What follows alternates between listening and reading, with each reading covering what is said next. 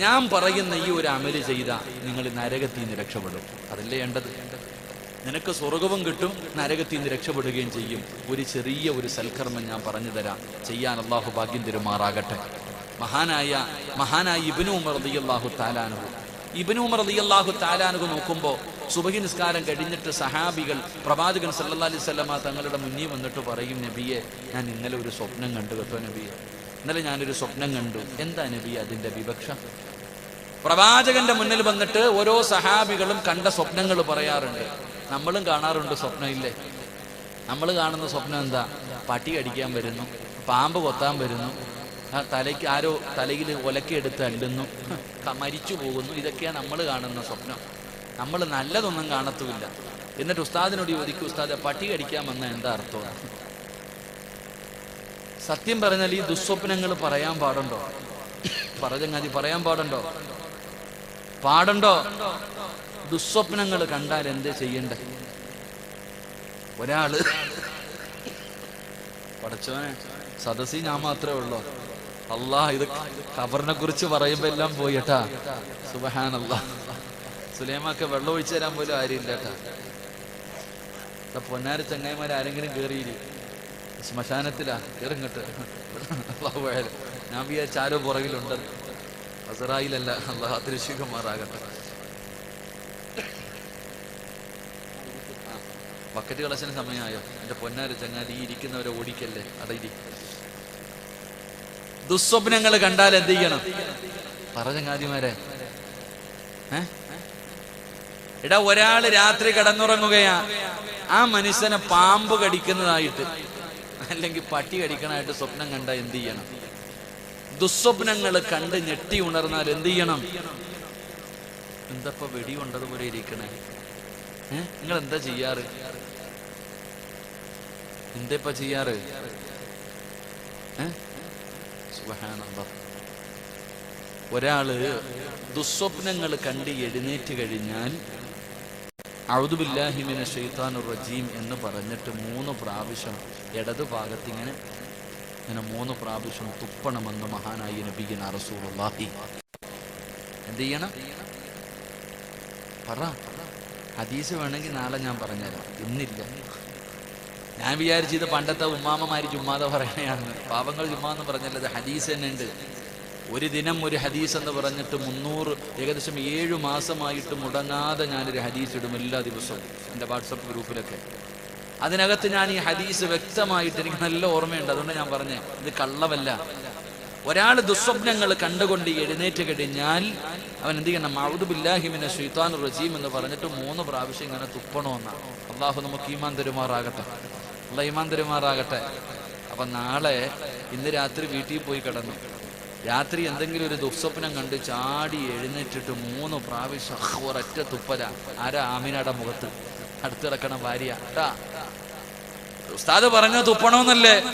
അപ്പൊ എന്തെങ്കിലും ഒരു ദുസ്വപ്നം കണ്ടിട്ട് ചാടി എഴുന്നേറ്റിട്ട് ഒരൊറ്റ തുപ്പൽ. ആര്? നിന്റെ ഇക്ക. തുപ്പിയത് മാത്രമേ നിനക്ക് ഓർമ്മ കാണത്തുള്ളൂ കേട്ടാ. തുപ്പണമെന്ന് പറഞ്ഞാൽ അങ്ങനെ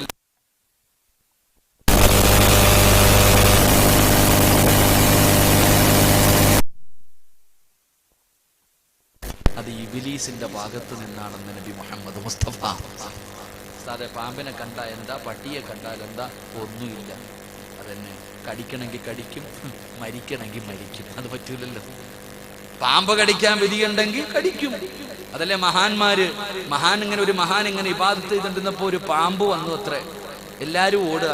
ഇത് വന്നപ്പോ ആ പാമ്പിനോട് പറയാ, അള്ള കൊത്താൻ അനുവാദം തന്നിട്ടുണ്ടെങ്കിൽ കൊത്തു, ഇല്ലെങ്കിൽ നീ നിന്റെ പണി നോക്കി പോ. നമ്മളോ മരത്തിന്റെ മുകളിൽ കയറിയിട്ടുണ്ടാവും പാമ്പ് വന്ന. അള്ള എന്നെ കൊത്താൻ നിനക്ക് അനുവാദം തന്നിട്ടുണ്ടെങ്കിൽ നീ കൊത്തിക്കോ, ഇല്ലെങ്കിൽ നീ നിന്റെ പണി നോക്കിയപ്പോ അള്ളാഹുവിന്റെ അടുത്ത് പറയേണ്ടി വരും. അതന്നെ എൻ്റെ പ്രിയപ്പെട്ട സഹോദരിമാരെ, ദുസ്വപ്നങ്ങൾ കണ്ടാൽ ആരോടും പറയരുത്. നല്ല സ്വപ്നങ്ങൾ കണ്ടാലും മറച്ചു വെക്കണം. പറയാനുള്ളത് മാത്രമേ പറയാൻ പാടുള്ളൂ. അല്ലാതെ മൈക്കെട്ടി വിളിച്ചോണ്ട് പറയാ, ഞാൻ മുത്തുനബിയെ കണ്ടു, 5 വട്ടം കണ്ടു, കഅബ കണ്ടു, റൗള കണ്ടു. പറയാൻ പാടുണ്ടോ? ഇല്ല. അത് അല്ലാഹ് നിനക്ക് തന്ന ഭാഗ്യം. അത് അല്ലാഹ് നിനക്ക്. ചില പെണ്ണുങ്ങൾ പറയാറുണ്ട്, ഞാൻ 3 വട്ടം മഹാനായ നബിയുനാ റസൂലുള്ളാഹി സ്വല്ലല്ലാഹി അലൈഹി വസല്ലം കണ്ടു. കാരണം പ്രവാചകൻ കണ്ടതാ. മുത്തുനബിയെ കണ്ടതാ. ഇബ്ലീസ് വരൂലല്ലോ. പക്ഷെ ഇത് പറഞ്ഞുകൊണ്ട് നടക്കാൻ പാടുണ്ടോ? ചിലപ്പോൾ പറയാം, ചിലപ്പോൾ പറയരുത്. അങ്ങനെ പറഞ്ഞുകൊണ്ട് നടക്കരുത്. അള്ളാഹു നമുക്ക് ഈമാൻ തരുമാറാകട്ടെ. അപ്പൊ ഞാൻ എന്തേ പറഞ്ഞേ? രഹസ്യമായ ഒരു അമല്, രഹസ്യമായിട്ടൊരമല്. നബി സല്ലല്ലാഹു അലൈഹി വസല്ലം തങ്ങളുടെ മുന്നിൽ സഹാബികൾ മുഴുവനും വന്ന് ഇങ്ങനെ ഓരോ സ്വപ്നങ്ങൾ പറയുമ്പോൾ ഈ ഇബ്നു ഉമർ റളിയല്ലാഹു തആല അൻഹു ഇരിക്കുക, പടച്ചോനെ ഞാൻ ഒരു സ്വപ്നവും കാണുന്നില്ലല്ലോ, അല്ലാഹ് കുറെ കാലമായല്ലോ. എല്ലാരും ഇങ്ങനെ വന്ന് കണ്ടിട്ട് അതിന്റെ വ്യാഖ്യാനങ്ങൾ ചോദിച്ചിട്ട് പോകുന്നു. ഞാനാണെങ്കിൽ ഒരു സ്വപ്നവും കാണുന്നില്ല, അല്ലാഹ് എന്താ പടച്ചോൻ? വലിയ വിഷമം. ഒരു 3 സ്വലാത്ത് പറഞ്ഞ സ്വല്ലല്ലാഹു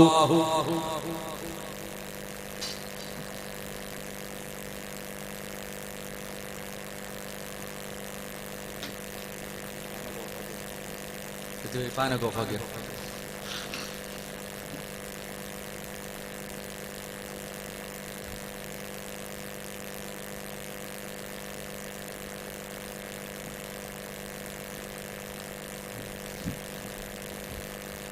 കിബില എങ്ങോട്ടാ? അപ്പൊ ഇവിടെ ഇങ്ങോട്ടാ. കിബിലയുടെ നേരെ തുപ്പാൻ പാടില്ല. അള്ളാഹു കാത്തുരക്ഷിക്കുമാറാകട്ടെ. എന്ത് ചെയ്യരുത്? കിബിലയുടെ നേരെ തുപ്പാൻ പാടുണ്ടോ? പാടില്ല. തുപ്പാറില്ലേ? എന്താ ശിക്ഷയെന്നറിയോ? കിബിലയുടെ നേരെ തുപ്പിയാ കിട്ടുന്ന ശിക്ഷ എന്തെന്നറിയോ? ആ തുപ്പുന്ന തുപ്പല് നിന്റെ നെറ്റിയിൽ വന്നിരിക്കുന്ന ആളെ ഖിയാമത്ത് നാളിൽ നാണം കെടുത്തി കളയും. അള്ളാഹു കാക്കുമാറാകട്ടെ. മഹാനായ ഇബ്നു ഉമർ റളിയല്ലാഹു തആല അൻഹു എല്ലാരും ഇങ്ങനെ ചോദിക്കുന്നത് കണ്ടപ്പോ വലിയ വിഷമം. അന്നിങ്ങനെ മസ്ജിദുൻ നബവിയിൽ രാത്രി മസ്ജിദുൻ നബവിയിൽ ഇങ്ങനെ കിടക്കുമ്പോ ഇബ്നു ഉമർ റളിയല്ലാഹു തആല അൻഹു അല്ലാഹുവിനോട് ദുആ ചെയ്യുകയാണ്. ഇൻ കുന്ത തഅലമു ഫീ ഖൈറൻ ഫഅറത്ത ലൈലത്തർ റുഇയ. അല്ലാഹുവേ, എന്നിൽ എന്തെങ്കിലും ഒരു നന്മയുണ്ടെങ്കിൽ ഇന്ന് രാത്രി ഒരു സ്വപ്നം കാണിച്ചു തരണേ അല്ലാഹ്. ഇബ്നു ഉമർ റളിയല്ലാഹു തആല അൻഹു അല്ലാഹുവിനോട് പറയുകയാ, മസ്ജിദുൻ നബവിയിലാ കിടക്കുന്നേ, അല്ലാഹുവേ, എന്നിൽ എന്റെ ജീവിതത്തിൽ എന്തെങ്കിലും ഒരു നന്മയുണ്ടെങ്കിൽ എനിക്ക് ഇന്ന് രാത്രി ഒരു സ്വപ്നം കാണണം. നീ എനിക്ക് കാണിച്ചു തന്നേ പറ്റൂ. അല്ലാഹുടെ മുന്നിൽ കരഞ്ഞു ചോദിക്കുക. അള്ളാഹുവിനോട് കരഞ്ഞു ദുആ ചെയ്തു. അങ്ങനെ അങ്ങോട്ട് കിടന്നുറങ്ങി. നമ്മൾ എന്താ ഉറങ്ങുന്ന രംഗമൊന്നും പറയണ്ട. നമ്മൾ ഉറങ്ങണ അതിനെ വെട്ടിയിട്ടതുപോലെ ഒറ്റ കിടത്തി. അങ്ങനല്ല. ഉറങ്ങുമ്പോൾ ദുസ്വപ്നങ്ങൾ കാണുന്നവർ എന്തുകൊണ്ട് കാണുന്നു? കിടന്നുറങ്ങുമ്പോൾ അല്ലാഹുമ്മ ബിസ്മിക അമൂതു വഹയ്യ ചില കാര്യങ്ങൾ പറഞ്ഞിട്ട് കിടന്നുറങ്ങിയ ഒരു പാമ്പും കടിക്കാൻ പറ്റില്ല. അല്ലാഹ് ഈമാൻ തരുമാറാകട്ടെ. ആകെ ഒരാളെ വരത്തുള്ളൂ. ആര്? അസ്റായീൽ മാത്രം. ആയത്തുൽ കുർസി ഓതിയിട്ട് കിടന്നുറങ്ങിയാൽ ആ വീടിൻ്റെ അകത്ത് നിന്റെ ചാരത്താരേ വരൂ? അസ്റായീലേ വരൂ. വേറെ ആരും വരൂല്ലെന്ന് നബി മുഹമ്മദ് മുസ്തഫ. ആയത്തുൽ കുർസി പോയിട്ട് ഒരു ഫാത്തിഹ പോലും ഓതത്തില്ല. നമ്മൾ പോയി ഒറ്റ കിടത്ത് TV കണ്ടിങ്ങനെ ഉറങ്ങും, മൊബൈൽ കണ്ടങ്ങ് ഉറങ്ങും. ഇപ്പൊ പിന്നെ വയല് കേട്ട് ഉറങ്ങി തറയിൽ. അങ്ങനെ ഇബ്നു ഉമർ റളിയല്ലാഹു തആല അൻഹു അല്ലാഹുവിനോട് ദുആ ചെയ്തിട്ട് കിടന്നുറങ്ങി. പാതിരാത്രിയായപ്പോൾ പടച്ചവനേ, ഇബ്നു ഉമർ റളിയല്ലാഹു തആല അൻഹു ഒരു സ്വപ്നം കാണുകയാണ്. എന്തേ ദുആ കാണുന്നത്? ഫറഅയ്തു അതാനി മലക്കാൻ. രണ്ട് മലക്കുകൾ കടന്നു വരികയാണ്. കിടന്നുറങ്ങുന്ന അനസ് റളിയല്ലാഹു തആല അൻഹു ഇബ്നു ഉമർ റളിയല്ലാഹു തആല അൻഹുവിന്റെ കയ്യിൽ പിടിച്ചുകൊണ്ട് ആ മലക്കുകൾ ഇങ്ങനെ കൊണ്ടുപോവുകയാണ്. പരലോകത്തുകൂടെ കൊണ്ടുപോവുകയാണ്. മലക്കുകൾ ഇങ്ങനെ പിടിച്ചു കൊണ്ടുപോവുകയാണ്. അല്ലാ, കൊണ്ടുപോയത് എവിടെയെന്നറിയുമോ? അല്ലാഹുവിന്റെ അദാബുകൾ കൊണ്ട് നിറച്ച നരകത്തിലേക്കാ. നരകത്തിന്റെ മുന്നിലേക്കാണ് കൊണ്ടുപോകുന്നത്. അതാ പറയുകയാണ്, ഫറഅയ്തുന്നാറ മുഗ്താ. ഇബ്നു ഉമർ തങ്ങളെ വലിച്ചുകൊണ്ട് നരകത്തിന്റെ മുന്നിലെത്തിയപ്പോ നരകത്തിന്റെ വാതിലടച്ചിരിക്കുകയാ. നരകത്തിന്റെ വാതിലങ്ങടയ്ക്കുകയാ. ഇങ്ങനെ ഒരു സ്വപ്നമാണ് കാണുന്നത്. പടച്ചവനെ, ജീവിതത്തിൽ ഒരുപാട് നാളുകളായി സ്വപ്നം കാണുന്നില്ല, ഇന്ന് കാണണമെന്ന് പടച്ച റബ്ബിനോട് ദുആ ചെയ്തപ്പോ അല്ലാഹ് കാണിച്ചു തന്നത് നരകമാണ്. അല്ലാഹുവേ, അന്ന് സ്വപ്നം കണ്ടത് നരകമാണ്. മുത്തുനബിയോട് പോയി ചോദിക്കാൻ പേടിയാ. അല്ലാഹുവിന്റെ റസൂലിന്റെ മുന്നിൽ പോയിട്ട് ഈ സ്വപ്നത്തിന്റെ വ്യാഖ്യാനം ചോദിക്കാൻ പേടിയാണ്. കാരണം നരകമല്ലേ കണ്ടത്. അതുകൊണ്ട് ഇബ്നു ഉമർ റളിയല്ലാഹു തആല അൻഹു തന്റെ സഹോദരിയോട് പറയുന്നു, മുത്തുനബിയോട് പോയെന്ന് ചോദിക്കാൻ. തന്റെ പെങ്ങളോട് പറയുകയാണ്, ഈ സ്വപ്നത്തിന്റെ വ്യാഖ്യാനം നീ ഒന്ന് റസൂലുള്ളാഹിയോട് ചോദിക്കുമോ? അങ്ങനെ പടച്ചവനെ, ഇബ്നു ഉമർ തങ്ങളെ കണ്ട സ്വപ്നത്തിന്റെ വ്യാഖ്യാനം അല്ലാഹുവിന്റെ റസൂലിനോട് ചോദിക്കുമ്പോ റസൂലുള്ളാഹി പറഞ്ഞത് എന്തെന്നറിയുമോ? നിഅമർ റജുലു അബ്ദില്ലാഹ് ലൗ കാന യുസല്ലി ബില്ലൈൽ. അവിടെ മുത്തുനബി പറഞ്ഞു കൊടുക്കുകയാണ്, അബ്ദുള്ള നല്ലവനാണ്, ഇബ്നു ഉമർ നല്ലവനാണ്, അല്ലാഹുവിനെ ഭയന്ന് ജീവിക്കുന്നവനാണ്. പക്ഷേ 2 റക്അത്ത് നമസ്കരിച്ചിരുന്നെങ്കിൽ, പാതിരാത്രി എഴുന്നേറ്റ് 2 റക്അത്ത് നമസ്കരിച്ചിരുന്നെങ്കിൽ എത്രയോ നല്ലതായിരുന്നു. അല്ലാഹുവിന്റെ പ്രവാചകൻ അവിടെ നിന്ന് പറഞ്ഞു കൊടുക്കുമ്പോ അല്ലാഹുവേ, ഇബ്നു ഉമർ തങ്ങൾ പറയുകയാ, മരിക്കുന്ന കാലം വരെ പിന്നെ മുടക്കിയിട്ടില്ല. എന്റെ പ്രിയപ്പെട്ടവരെ, നരകത്തിന്റെ കവാടമടയ്ക്കാറുള്ള കാരണമെന്താ? ആ പാതിരാത്രിയിലെ 2 റക്അത്ത് പകല് പള്ളിയിൽ പോയി നിസ്കരിച്ചാൽ എല്ലാവരും കാണുമല്ലോ. പക്ഷേ പാതിരാത്രി എഴുന്നേറ്റ് നിസ്കരിച്ചാൽ നിന്റെ ഭാര്യ അറിയില്ല, നിന്റെ മക്കളറിയില്ല, നിന്റെ കുടുംബക്കാരറിയില്ല, നാട്ടുകാരറിയില്ല, അല്ലാഹു വല്ലാതെ വേറെ ഒരാളും അറിയില്ല. കാരണം പള്ളിയിൽ പോയി നിസ്കരിക്കാൻ, പകല് പള്ളിയിൽ പോയി നിസ്കരിക്കാൻ ആരെ കൊണ്ടും പറ്റുമല്ലോ.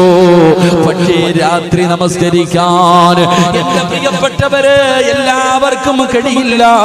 തതജാഫാ ജുനൂബുഹും അനിൽ പാതിരാത്രി എഴുന്നേറ്റ് നിസ്കരിക്കാൻ പെങ്ങളെ നിനക്ക് കഴിയില്ല, വാപ്പാ നിനക്ക് കഴിയില്ല, ചെറുപ്പക്കാരാ നിനക്ക് കഴിയില്ല. പകല് നിസ്കരിക്കാൻ എല്ലാവരെ കൊണ്ടും പറ്റും. പക്ഷേ രാത്രി നമസ്കരിക്കണമെങ്കിൽ അല്ലാഹു സ്നേഹിച്ചവർക്ക് മാത്രമേ നമസ്കരിക്കാൻ കഴിയൂ എന്ന് നബി മുഹമ്മദ് മുസ്തഫ സല്ലല്ലാഹു അലൈഹി വസല്ലമ തങ്ങൾ പറയുകയാ, രാത്രി നമസ്കരിക്കുന്ന ഒരു സ്വഭാവം നിനക്ക് വേണോ? നീ വിചാരിച്ചാ പോരടി ആമിന, എന്റെ പ്രിയപ്പെട്ട പെങ്ങള്, നീ വിചാരിച്ചാ രാത്രി നിസ്കരിക്കാൻ പറ്റൂല. കാരണം അല്ലാഹ് സ്നേഹിച്ചവർക്ക് രാത്രി നിസ്കരിക്കാൻ പറ്റൂ. അതുകൊണ്ട് എന്റെ പ്രിയപ്പെട്ടവരോട് പറയുകയാണ്, ഇന്ന് രാത്രി മുതൽ തുടങ്ങാൻ പറ്റുമോ?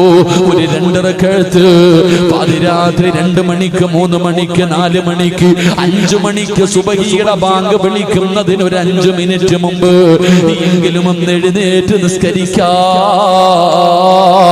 കഴിയുമോ ചെറുപ്പക്കാരാ? പ്രതിഫലം അറിയുവോടാ? ആ രാത്രി നിസ്കാരത്തിന്റെ പ്രതിഫലം നിനക്കറിയുമോ? റസൂലുള്ളാഹി പറയുകയാ, മഹാനായ പ്രവാചകൻ പറയുകയാണ്, അതാ രാത്രി എഴുന്നേറ്റ് നിസ്കരിക്കുന്നവന് റബ്ബ് കൊടുക്കുന്ന പ്രതിഫലം എന്തെന്നറിയുമോ? എന്റെ പ്രിയപ്പെട്ട പെങ്ങളെ,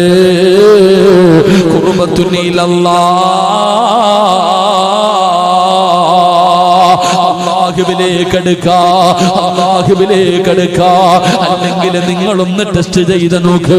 ഇന്ന് രാത്രി ഇവിടെ നിന്ന് വഴുതുകടിന്ന് പിരിഞ്ഞു പോയി 12 മണിക്കാണ് കിടന്നുറങ്ങുന്നതെങ്കിലും 1 അലാറം വെച്ച് എഴുന്നേക്കാൻ പറ്റുമോ? എന്നിട്ട് ഒതുവെടുത്തിട്ട് ഭാര്യ കാണാതെ, മക്കള് കാണാതെ നിസ്കാര റൂമിന്റെ അകത്ത് പോയി ലൈറ്റ് അണച്ചിട്ട് അവിടെ ഇരുന്ന് കൊണ്ട് 2 റക്അത്ത് നമസ്കരിച്ചിട്ട് പടച്ച റബ്ബിന്റെ മുന്നിലേക്ക് കൈ നീട്ടിയിട്ട് അല്ലാഹ് കടമാണല്ലാ, രോഗമാണല്ലാ, കച്ചവടം നഷ്ടത്തിലാണല്ലാ, ഒരുപാട് പ്രയാസമാ അല്ലാ, സമാധാനമില്ല അല്ലാ, ഒരുപാട് മരുന്ന് കഴിച്ചിട്ടും വേദന മാറുന്നില്ല. പടച്ച റബ്ബിന്റെ മുന്നിൽ ഒറ്റയ്ക്കിരുന്നൊന്ന് പറഞ്ഞു നോക്ക്. അല്ലാഹുടെ മുന്നിൽ ഇരുന്നിട്ട് കണ്ണിന്റെ മുന്നിൽ അല്ലാഹ് വന്നിരിക്കുകയാ.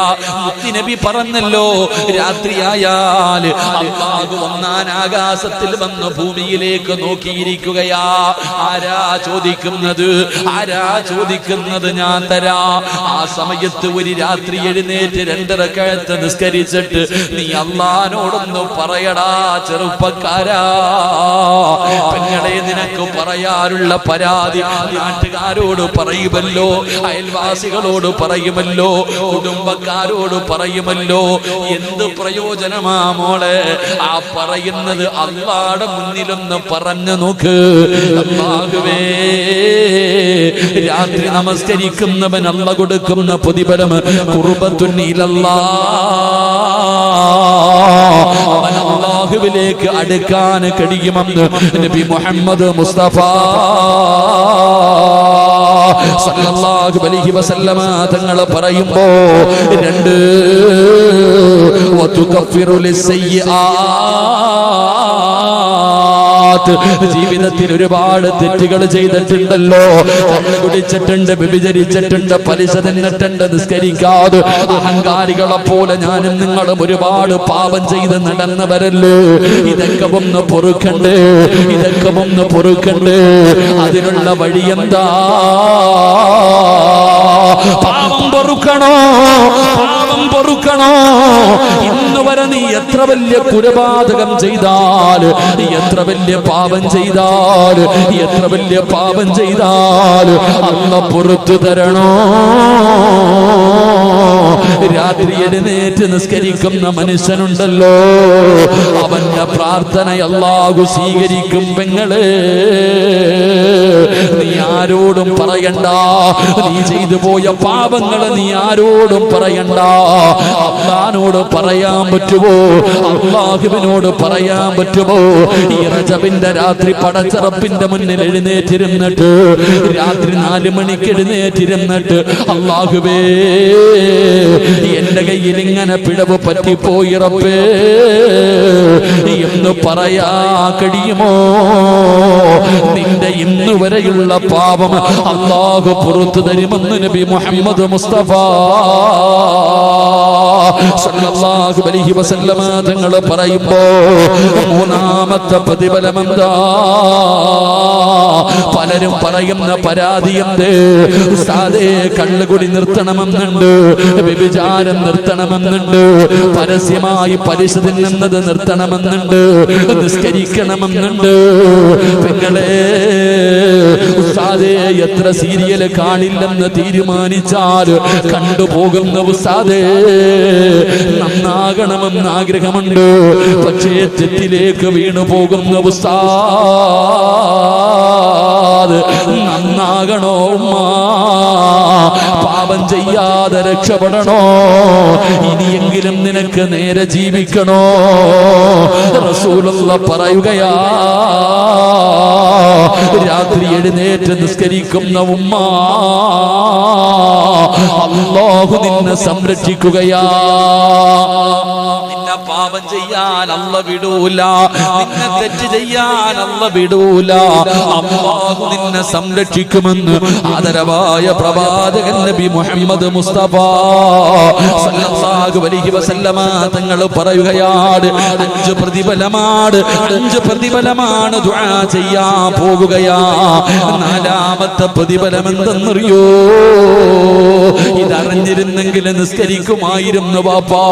ഈ സദസ്സിൽ ഒരുപാട് പേരുണ്ടല്ലോ, ഗുളിക കടിച്ചിട്ട് കിടന്നുറങ്ങുന്നവർ, വേദന സഹിക്കാൻ കഴിയാതെ ഉറക്കമില്ലാതെ പ്രയാസപ്പെടുന്നവർ.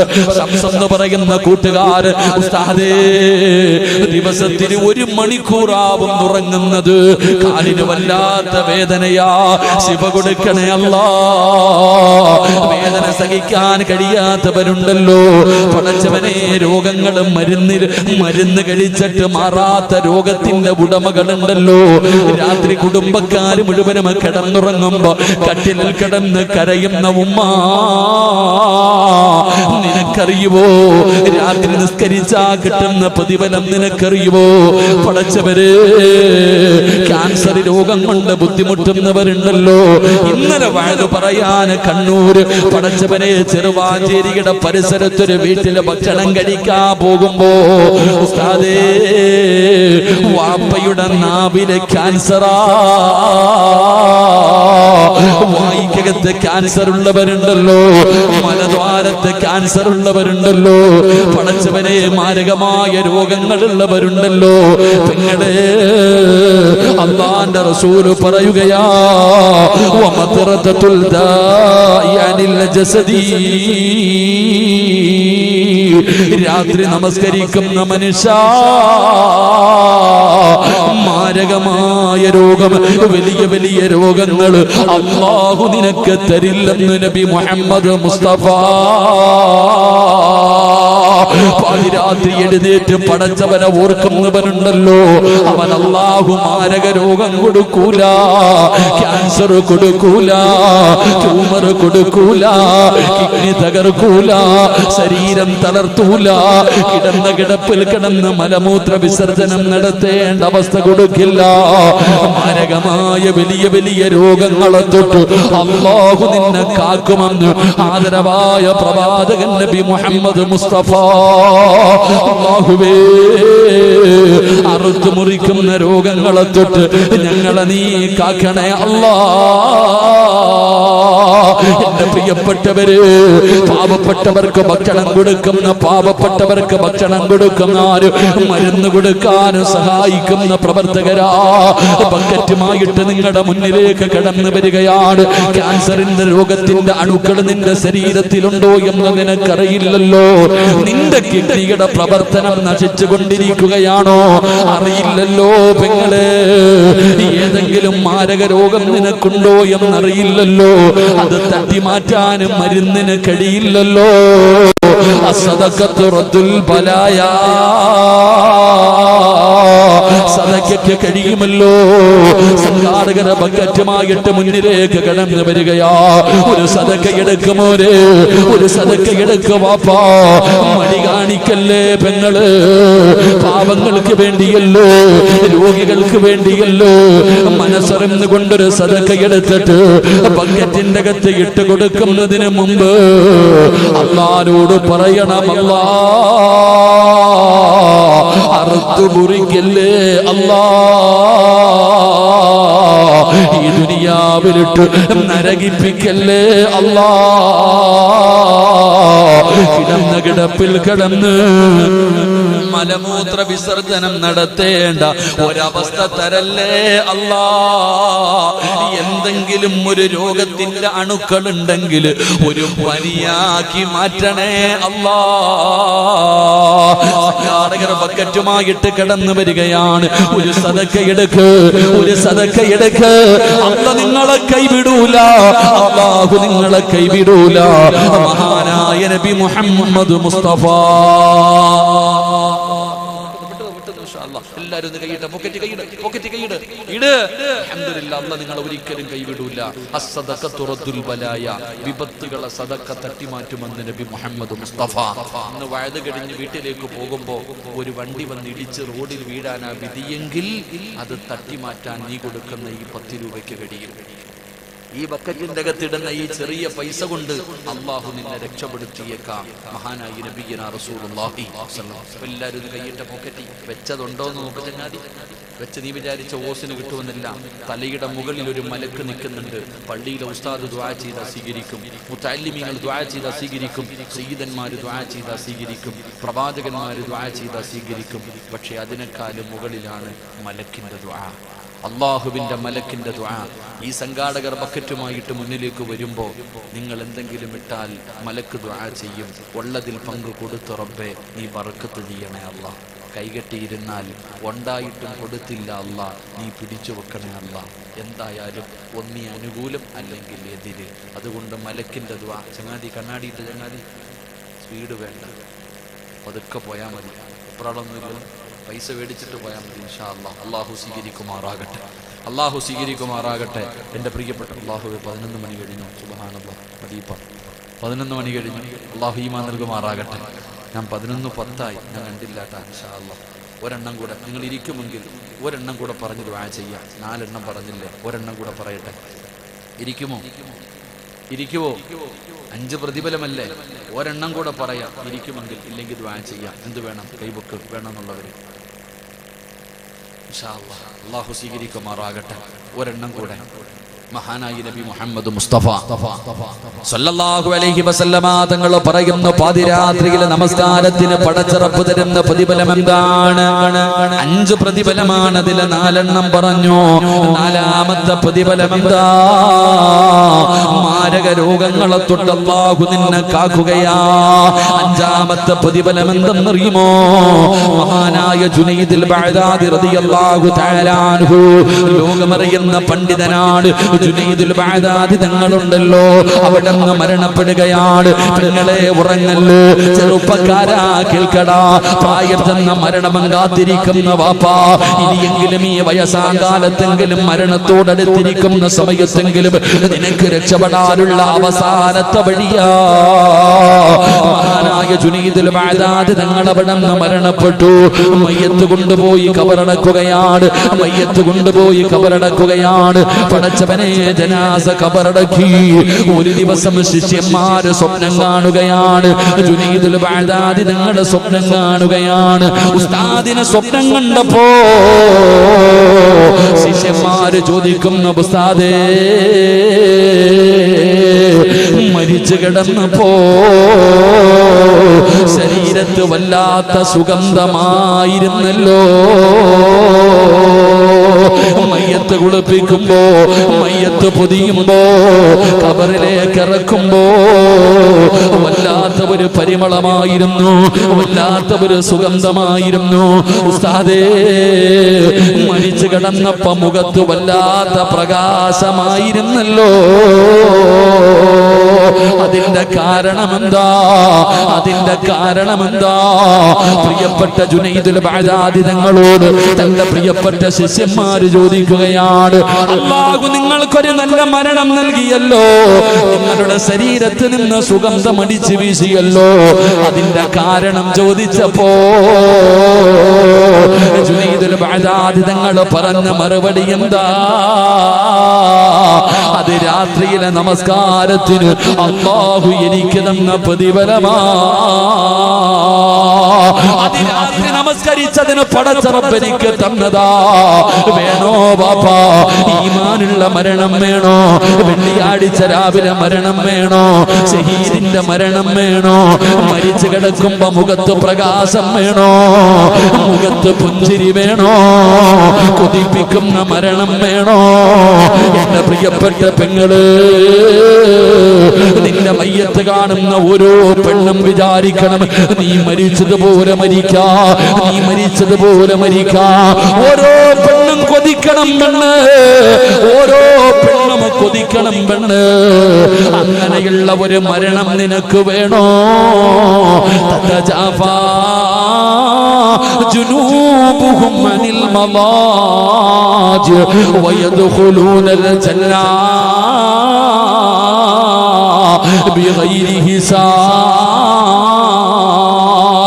അവർക്ക് നാളെ വിചാരണയില്ലാതെ അവർ സ്വർഗത്തിലേക്ക് കടന്നു പോകുമെന്ന് മഹാനായ നബി മുഹമ്മദ് മുസ്തഫ സല്ലല്ലാഹു അലൈഹി വസല്ലമ തങ്ങൾ പറയുമ്പോൾ എന്റെ പ്രിയപ്പെട്ടവരെ ഖാതിമുൽ അസ്മ റളിയല്ലാഹു തആല തന്റെ പ്രിയപ്പെട്ട ഗുരുനാഥനോട് പറയുന്ന ഉസ്താദ്, അല്ലാഹും അവന്റെ പ്രവാചകനും കഴിഞ്ഞാൽ എന്റെ ജീവിതത്തിൽ എനിക്ക് ഏറ്റവും കൂടുതൽ സ്നേഹം ആരോടാ? എന്റെ വാപ്പയോടല്ല, എന്റെ ഉമ്മയോടല്ല, എന്റെ ഭാര്യയോടല്ല, എന്റെ മക്കളോടല്ല, എന്റെ കൂടപ്പിറപ്പുകളോടല്ല, എന്റെ കുടുംബക്കാരോടല്ല, എന്റെ കൂട്ടുകാരോടല്ല. ഞാൻ എന്റെ ജീവിതത്തിൽ ഏറ്റവും കൂടുതൽ സ്നേഹിക്കുന്നത് അല്ലാഹുവേ, അതാ പരിശുദ്ധമായ അവിടുന്ന് പറയുന്ന സൽക്കർമ്മങ്ങളെയാ. ഹസനാതി മഹബൂബ, ഞാൻ ഖുർആൻ നമസ്കാരത്തെ സ്നേഹിക്കാൻ തുടങ്ങി. എന്റെ പ്രിയമുള്ളവര്, നിങ്ങൾ സ്നേഹിക്കാൻ തീരുമാനിക്ക്. എന്റെ ചെറുപ്പക്കാരാ, ഖുർആനിനെ സ്നേഹിക്കടാ പൊന്നുമോനെ, ഖുർആനിനെ സ്നേഹിക്ക്. നിങ്ങളൊക്കെ പാട്ട് കേട്ടിട്ട് കിടന്നുറങ്ങുമല്ലോ. എല്ലാരും പാട്ട് കേട്ടിട്ടാ കിടന്നുറങ്ങണേ. നീ വിചാരിച്ചു ഏറ്റവും വലിയ സംഗീതം യേശുദാസിന്റെ പാട്ടാ അല്ലെങ്കിൽ ചിത്രയുടെ പാട്ട്? ആരാ പറഞ്ഞേ? എടാ പൊന്നുമോനെ, നിന്നെ കൊണ്ട് കഴിയുമെങ്കിൽ ഒരു ദിവസം രാത്രി കിടന്നുറങ്ങുമ്പോ ആ പാട്ടൊക്കെ മാറ്റിയിട്ട് ആ സുദൈസിയുടെയോ അല്ലെങ്കിൽ മക്കത്തും മദീനത്തൊക്കെ ഓതണ ഖുർആൻ ഒന്ന് കേട്ടു നോക്കടാ.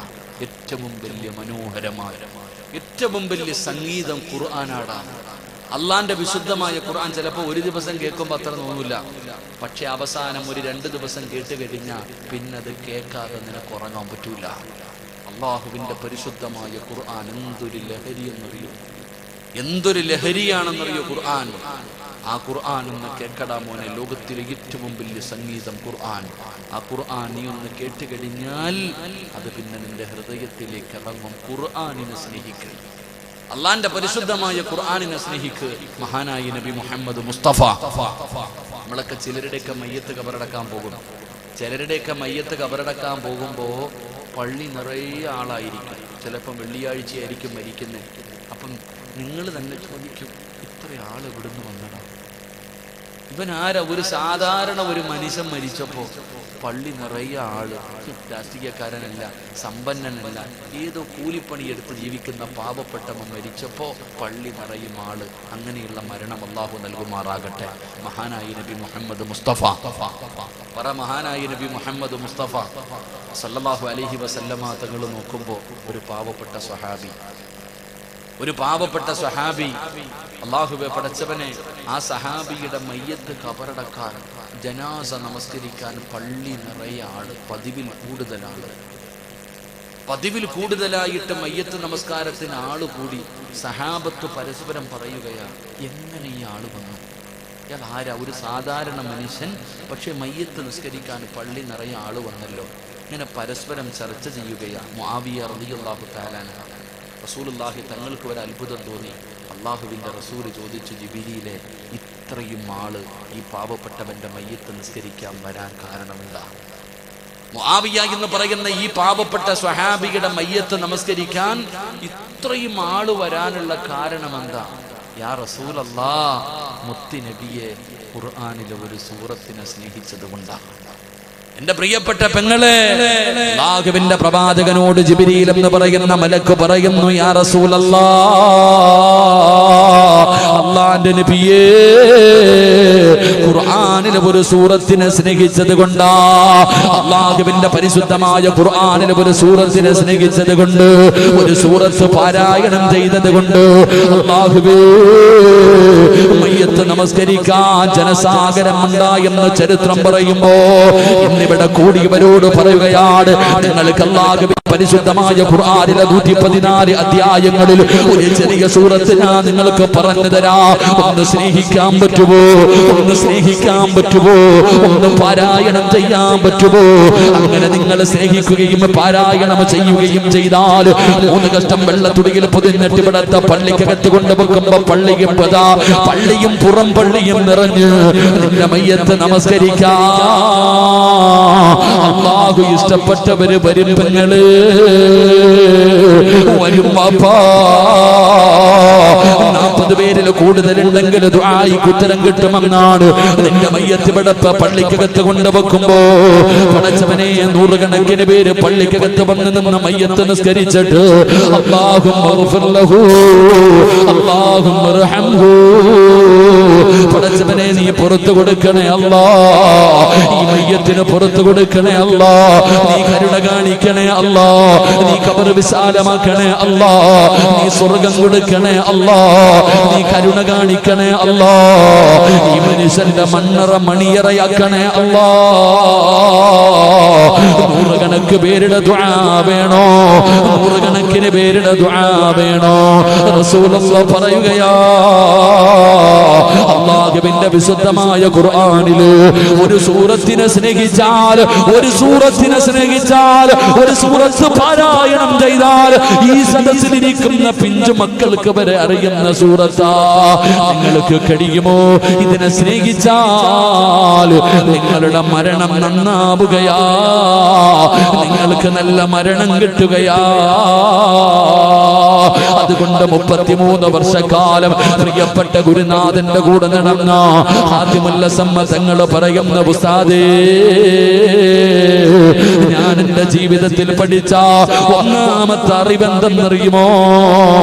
ആരെ സ്നേഹിച്ചാൽ അവര് ഖബർ വരെ വരൂ.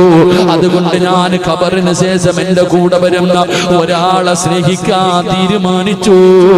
ഫജഅൽതുൽ ഹസനാതി മഹ്ബൂബാ, ഞാൻ സൽക്കർമ്മങ്ങളെ സ്നേഹിക്കാൻ തീരുമാനിച്ചു. അല്ലാഹുവേ അതിനുള്ള ഭാഗ്യം തരണേ അല്ലാ.